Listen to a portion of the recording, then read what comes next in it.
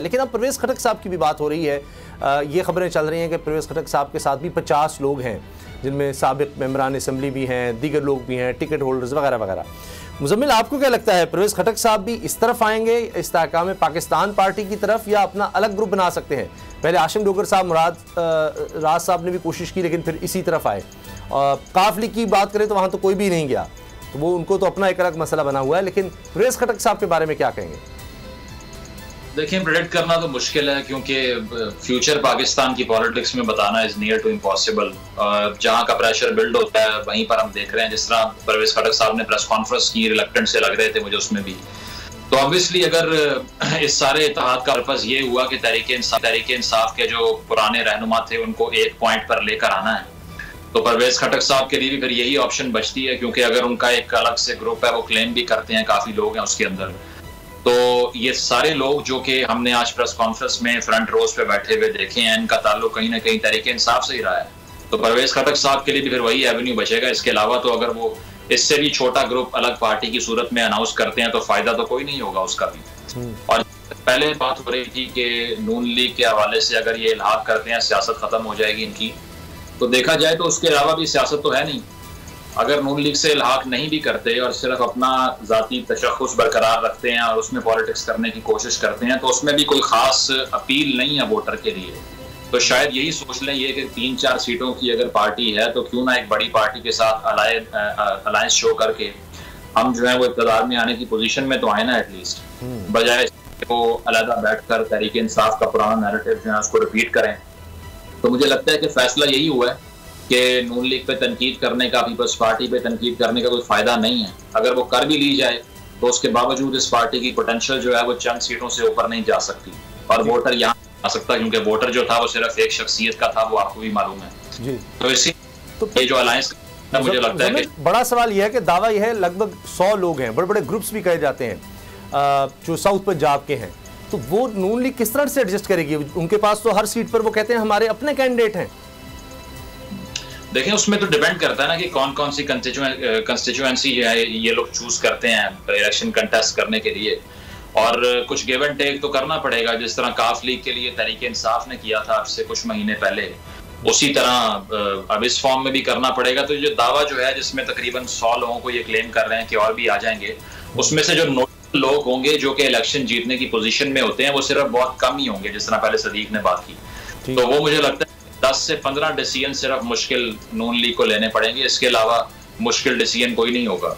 और वो देखते हुए इस पार्टी के बेहतर यही है कि ये तनकीद की बजाय अलायंस की बात करें। और इस तरह की बातें अभी से नजर आने लग गई हैं, जिस तरह हमने भी नुमान लंगड़ियाल साहब की आपको सुनवाया, उन्होंने खुद कहा था तारड़ साहब जो कह रहे हैं। लेकिन राजा साहब, वोटर का क्या होगा? क्या ये शुरू में इसका मतलब है कि मायूसी है कि वोटर तो नहीं हम तोड़ सके, तो लिहाजा हम फिर नून लीग की तरफ ही चले जाते हैं? कुछ इलेक्टेबल्स का अपना कुछ ना कुछ 5, 10, 15, 20 हज़ार होगा, कुछ नून लीग का साथ मिल जाएगा, लेकिन 100 लोग ज़्यादातर तो नाराज़ होंगे कि हम इसलिए तो नहीं यहाँ पर आए थे कि जी हम टिकट ही ना मिल सके, कि हमने उन्हीं लोगों को सपोर्ट करना है जो पिछले हम 10 साल या 20 साल या कम से कम 5 साल से हम जिनके खिलाफ बात करते रहे, आज हमने उनके साथ जाकर मिलना है।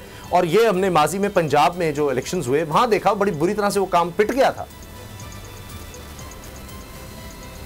देखिए उसामा, ये जो इस पोजीशन में नहीं है कि ये कह सकें कि हम इसलिए तो नहीं आए थे।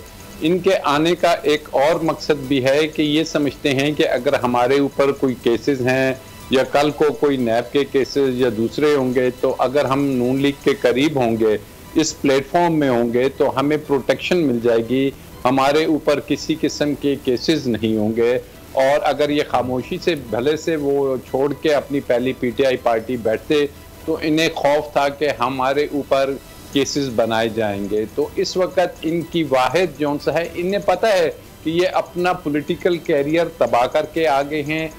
इसमें 2 किस्म की कैटेगरीज हैं। एक कैटेगरीज अली जैदी और इस किस्म के वो लोग हैं कि जो कि प्योरली पीटीआई के वोट पे आए।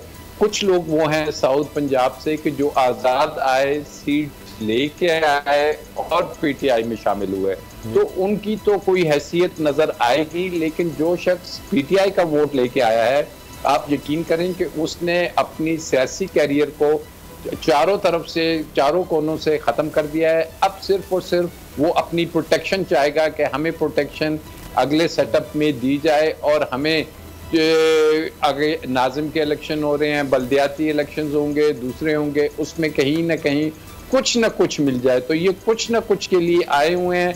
अब देखते हैं कि इन्हें वो कुछ ना कुछ वाली कौन सी चीज़ मिलती है। वो लफ्ज़ मैं यूज़ नहीं करता, लेकिन ये उसी लालच में हैं कि हमें क्या मिलेगा और हमारे तरफ क्या चीज़ फेंकी जाएगी और हम झपट के शायद ले ले, एक जाएगा दस्ता, उसमें से किसके हिस्से में क्या आता है।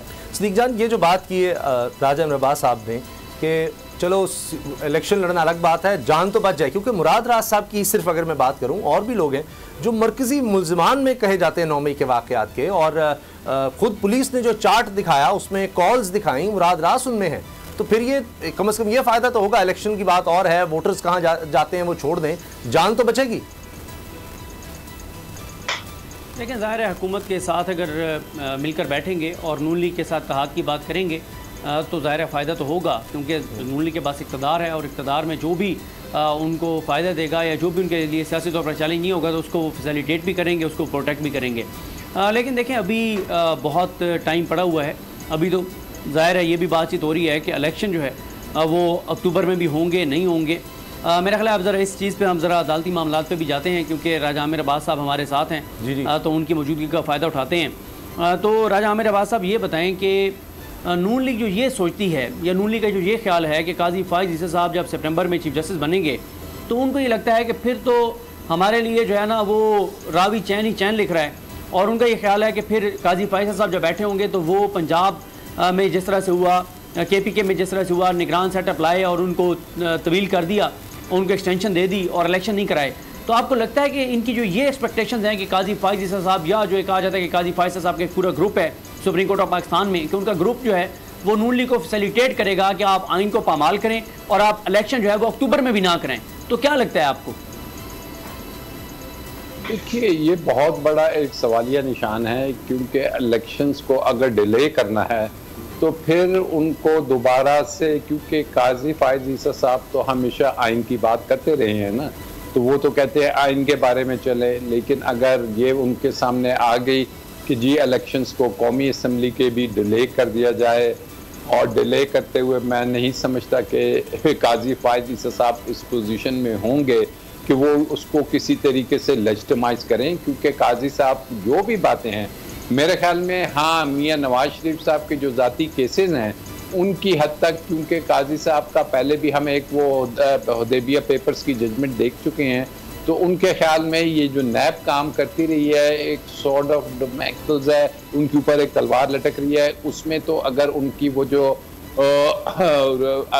डिस्क्वालिफिकेशन है उसको अगर ख़त्म कर दिया जाए, या इस पे कोई एक पॉइंट सुप्रीम कोर्ट का आ जाए कि जी ये परपेचुअल डिस्क्वालिफिकेशन नहीं है, ताहयात नहीं है, इसको कम कर दें, इस किस्म की तो इनको एक रास्ता लगेगा। लेकिन ये बड़ा मुश्किल होगा सुप्रीम कोर्ट के लिए कि वो लेजिटिमाइज करे कि जी पूरे मुल्क की असम्बलियाँ टूट गई हैं, 60 डेज़ में फिर इलेक्शन होना है।